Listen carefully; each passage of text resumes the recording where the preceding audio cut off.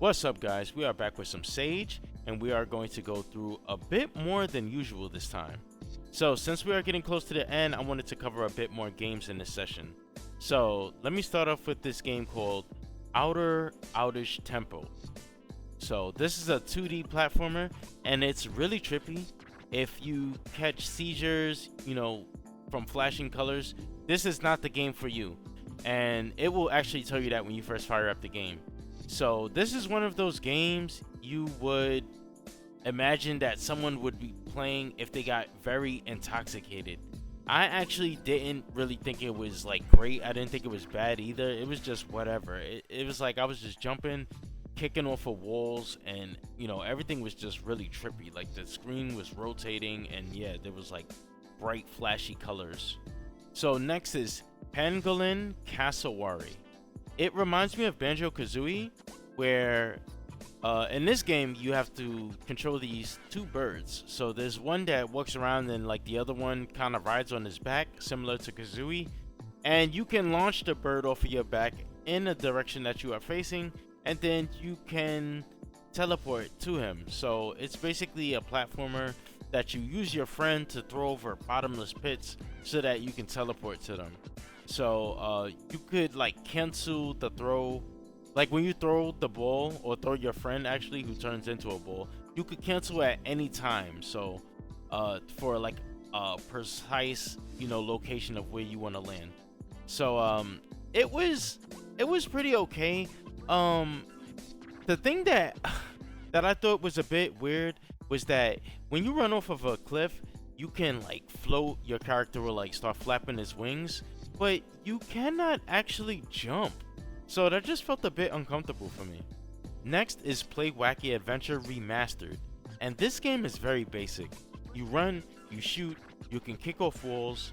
The game is pretty easy, especially with the amount of health that your character has, and like how easy it is to avoid enemy attacks. So it controls well, but the combination of its art style and the simplicity made it a very still game quickly. Possess Quest is a returning entry at Sage, and this is a 2D platformer with controller support. The way this game works is you run into enemies to attack them, and when you do, you will possess them and then take control of them to use their unique abilities to advance in the level. So some of the enemies can jump high, some of them have like a propeller on their head so you can like float over large gaps.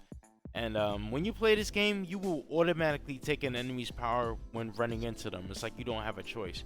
So it's like if you don't want their power, just try to like jump over them to avoid them.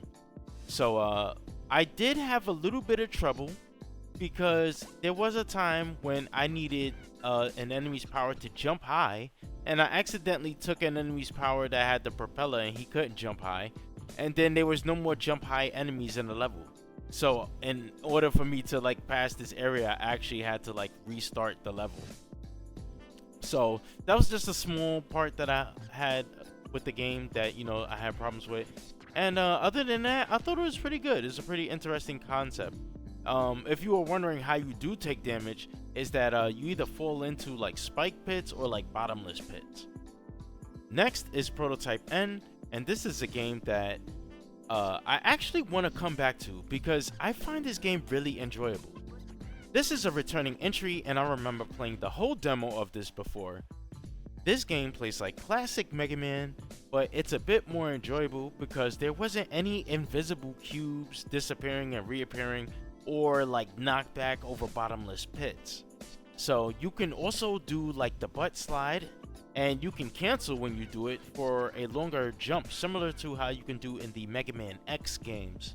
So you'll find some power-ups along the way that you can switch in between by using your bumpers, because it does have controller support, which just makes this game even more enjoyable. So this game is great, and it is my favorite from this session, so I definitely recommend that you go and try this one out. Reality Layer Zero. This may be another game that I have to return to because I tried this game and it appeared to be an RPG, but it had so much dialogue at the start that it just kind of put me off. And I'm all about dialogue and a good story, but sure, but not for a Sage demo. So this game is currently in active development and you can wishlist it on Steam. I will say that it looks interesting, but I just didn't actually get to go in and actually go through the gameplay with this because the dialogue was just so long for the intro. Next is ChromaZone, which is a 2D platformer that looks like a late Sega Saturn game. So this was an old project the dev was working on, I assume, and when they were, they was pretty like new to making games, and that's when they made this. So it's very simple. You just move left and right, you can jump, and there's also like this teleporting move that you can use by hitting the shift key, and it'll allow you to go through walls that you pretty much can't jump over. So that's pretty much it. I don't think the teleporting move is used for anything else. And yeah, it's just a very simple game. It's not bad, but it's not good either. It's just something that's really simple early in development. It looks like some game that somebody made for like a project.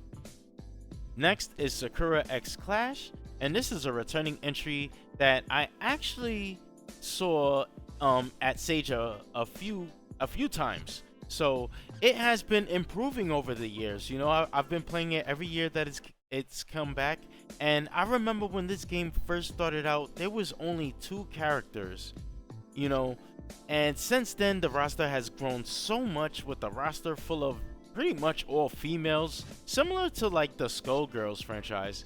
But in this version, we actually get our first male character, whose name is Aaron. So he was the first of few characters that I've played at this session, and the controls are very similar to Capcom fighting games, which are my favorite type of fighting games. So you have like your quarter circle fireballs and your DP motions and Tatsu motions. So I will say that none of these characters appear to actually have like fireballs. So I was trying like the fireball motion with a lot of the characters I was playing, and none of them seem to have fireballs, with the exception of one of them who could actually do it, but only while in the air, similar to like Akuma.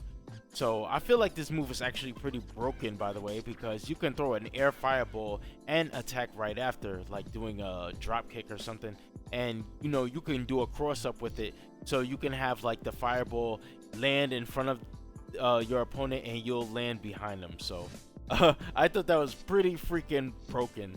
So this game, I will say honestly, in my honest opinion, it's okay at best, because it feels a bit stiff, and the characters, like their movesets, just didn't really seem interesting. A lot of them had like weird like DPs that you couldn't really link from or anything like that. And then one girl had like a really short ranged fireball, like even shorter range than Dan, and then like it just like you couldn't link it to anything. And if you did like the heavy punch version, it was like this really slow charged up move that like you ain't hitting nobody with that. So I thought you could see that the game does still need some improvements. So I will say that I also think that this game is running on the Mugen engine, and I think you should try this because it has grown so much, and it's always good to see big progress in these Sage entries. So that's going to do it for me on this video. There actually also was a game called Quest 2, which I skipped over for now because it requires Game Boy Color, which I need to make time to go and get. So I will leave a link to the Sage Games page in the description below. I want to thank you all for watching, and I will see you later.